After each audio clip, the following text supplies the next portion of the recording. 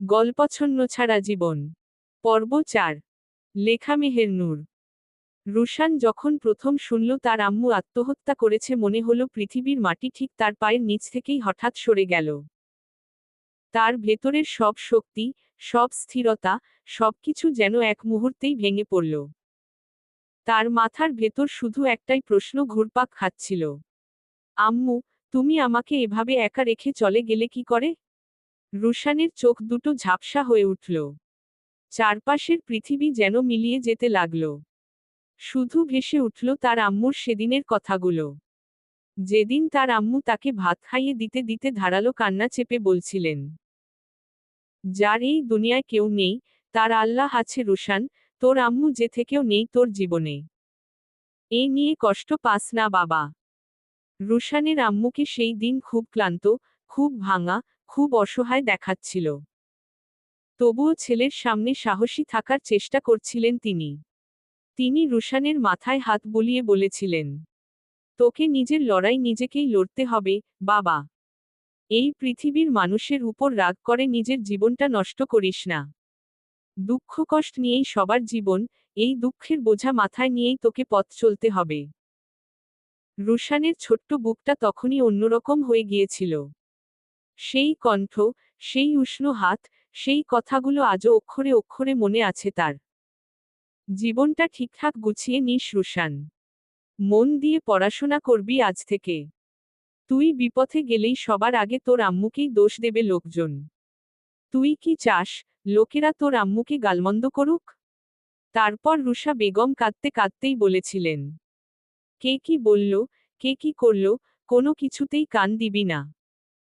তুই শুধু তোর লক্ষ্যে অটুট থাকবি বাবা, তোর আম্মু দূর থেকেই তোকে দোয়া দেবে।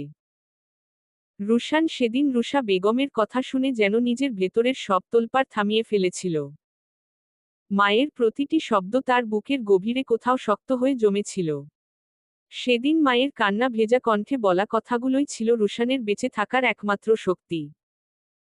সেই দিন থেকে সে নিজের সমস্ত রাগ, কষ্ট, ক্ষোভ সব কিছু ধুয়ে ফেলেছিল মন থেকে।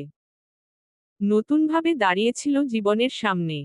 মনে মনে একটাই প্রতিজ্ঞা করেছিল, একদিন সে এমন জায়গায় নিজেকে নিয়ে যাবে, যাতে সবাই বলে, রুশা বেগম সত্যিই একজন যোগ্য সন্তানের মা।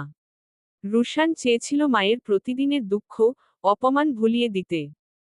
চেয়েছিল একদিন মায়ের মুখে সেই হাসিটা ফিরিয়ে আনতে যে হাসি বহুদিন ধরে লুকিয়ে ছিল কান্নার আড়ালে। রুশান নিজের সব স্বপ্ন শুধু মাকে ঘিরেই গড়েছিল।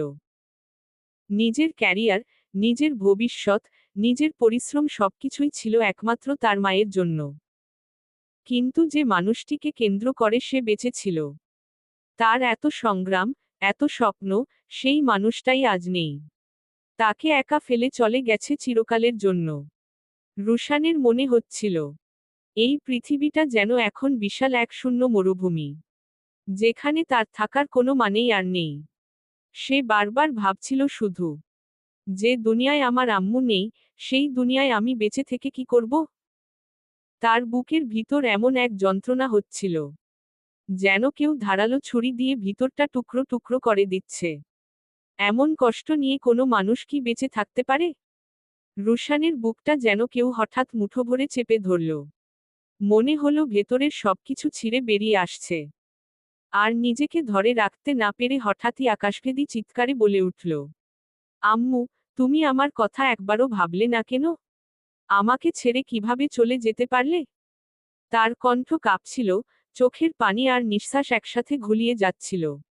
আমি তো শুধু তোমার জন্যই বেঁচে ছিলাম আম্মু। তুমি দূরে থাকলেও মনে হতো তুমি আমারই কাছে, আমার শ্বাসের ভেতর, আমার স্বপ্নের পাশে। এই বিশ্বাসেই টিকে ছিলাম। কিন্তু তুমি তো আমাকে একা ফেলে, একদম অনেক দূরে চলে গেলে। রুশান হাঁটু গেড়ে বসে পড়ল, মাথাটা আকাশের দিকে তুলে দিল। এখন আমি কোথা থেকে পাবো বাঁচার শক্তি? কার জন্য লড়বো আমি? তুমি ছাড়া এই স্বার্থপর পৃথিবীতে আমার আর কে আছে, আম্মু? তার প্রতিটি বাক্য যেন বাতাসেও কাঁপন তুলছিল। আকমল তালুকদারের রুশা বেগমের দ্বিতীয় স্বামী বাড়ির সামনে থেকে রুশান আর এক পাও এগোতে পারল না। ঠিক গেটের সামনে, ধপাস করে বসে পড়ল সে। শরীরটা যেন হঠাৎ সম্পূর্ণ শক্তিহীন হয়ে গেছে। চোখ দুটো শূন্য, মাটির দিকে তাকিয়ে আছে, কিন্তু কিছুই দেখছে না। রুশানের শুধু বারবার মনে হচ্ছে কেন সেদিন আম্মুকে একা রেখে চলে গিয়েছিলাম? কেন ফিরে আসিনি খোঁজ নিতে? রুশান বুঝতে পারছে, তার আম্মু নিশ্চয় প্রচণ্ড যন্ত্রণা, অবহেলা আর অমানসিক অত্যাচারের যন্ত্রণা সহ্য করতে না পেরেই এমন ভয়ানক সিদ্ধান্ত নিতে বাধ্য হয়েছিল। গ্রামের লোকজন চারপাশে দাঁড়িয়ে আছে। কেউ দূর থেকে ফিসফিস করছে, কেউ বা দুঃখ নিয়ে তাকিয়ে আছে। দু-একজন এসে কাঁধে হাত রেখে সান্ত্বনা দিতে চাইল, কিন্তু রুশানের কানে যেন কোনো শব্দই পৌঁছাচ্ছে না। তার ভেতরের পৃথিবীটা যে এক মুহূর্তেই ভেঙে চুরমার হয়ে গেছে। কত আশা নিয়ে এসেছিল তার আম্মুর কাছে, কত কিছু ভেবেছিল সে। তার ভার্সিটিতে চান্স পাওয়ার কথা শুনে কত খুশি হতেন তার আম্মু। কেন শুনে যেতে পারলেন না তার আম্মু? এই আফসোসটাই যে তাকে কুরে কুরে খেতে লাগল। সে বাচ্চাদের মতো মাটিতে বসে পা নেড়ে নেড়ে চিৎকার করছে আর ডাকছে, আম্মু, আমার আম্মু, প্লিজ একবার ফিরে আসো, আমার কাছে আসো, আমি যে একা হয়ে গেলাম আম্মু। এমন সময় ভিড় ঠেলে এক মধ্যবয়স্ক মহিলা সামনে এসে দাঁড়ালেন। তিনি হাত মাথায় দিয়ে হাহুতাশ করে বলে উঠলেন, আহারে বাপ, কত অভাগা তুই! মরার পরও মায়ের মুখখান দেখার সৌভাগ্য হলো না তোর। আর আকমলই বা কেমন অজাতের অজাত, এটা কি ঠিক হইল আকমলের? অন্তত একবার ছেলেটারে খবর দিলে কি হইত না? শেষবারের মতো এক নজর মাটারে দেখতে পাইলে কি এমন ক্ষতি হতো? তার কথা শেষ হওয়ার আগেই আরেকজন কথার সুর ধরে বলল, এই ছেলেটাকে কেন্দ্র করেই তো ঝগড়া হইত আকমল আর তার বউয়ের। ছেলেটারে কিছুতেই মানতে পারছিল না আকমল। কিন্তু বউটার এক কথা তার ছেলেকে তার কাছে রাখা লাগবে। এজন্য অনেক মারধরও করছে বউটারে। মাইয়াডার শরীর আর সহ্য করতে পারে নাই ওই অত্যাচার। এইসব মারধর সহ্য করতে না পারিয়াই অভাগীটা এমন ভয়ানক পথ বেছে লইছে। গ্রামের মানুষদের মুখে এমন কথাগুলো শুনে রুশান যেন হঠাৎ আগুনের মতো জ্বলে উঠল। মুহূর্তেই সে উঠে দাঁড়াল। চোখ দুটো রক্তবর্ণ, ভেতরে ক্ষোভের ঢেউ উথাল পাথাল করছে তার। যেন আকমলকে কাছে পেলে এই মুহূর্তেই তার বুকে ছুরি বসিয়ে দিত। রুশান এবার সরাসরি সেই মহিলার সামনে গিয়ে দাঁড়াল। কাপা গলায়, কিন্তু চোখে আগুন নিয়ে জিজ্ঞেস করল, কি বললেন আপনি? আমার আম্মুকে মারধর করত তার স্বামী? মহিলাটি দীর্ঘশ্বাস ফেলে বললেন, হ্যাঁ বাবা, করতই তো। আকমল তালুকদারের কাছে কারো সুখ নাই। শুধু তোমার মাকেই না, আগের বউ সেলিনার সাথেও একই অত্যাচার হইছিল। তাকেও মারধর করত নিত্যদিন। আরেকজন তখন পাশ থেকে বলল, সেলিনা শেষ পর্যন্ত সহ্য করতে না পেরে একদিন ফাঁস লাগাইছে। তারপর বিয়া করছে তোমার মারে। কিন্তু বদলায় নাই তার স্বভাব। আকমল মানুষ না রে বাপ, একটা শয়তান। রোজ রোজ তোর মারে পিটাইত। গ্রামের কেউ কিছু বলতে পারত না। এই কথাগুলো রুশানের কানে ঢুকতেই যেন মাথার ভেতর বজ্রপাত হলো। তার মনে হলো তার শরীরের রক্ত গরম আগুনে পরিণত হয়েছে। মুখ শক্ত হয়ে গেল, দাঁত কামড়ে ধরল। হাত দুটো মুঠো পাকিয়ে ফেলেছে সে। তার চোখে রাগ আর শোকে লাল আভা নেমে এলো। যে মানুষটা তার আম্মুকে প্রতিদিন নির্যাতন করত, যে মানুষের কারণে তার আম্মুর মৃত্যু হলো, তাকে কি রুশান এমনি এমনি ছেড়ে দিবে? সে গর্জে উঠল, আকমল তালুকদার এখন কোথায়?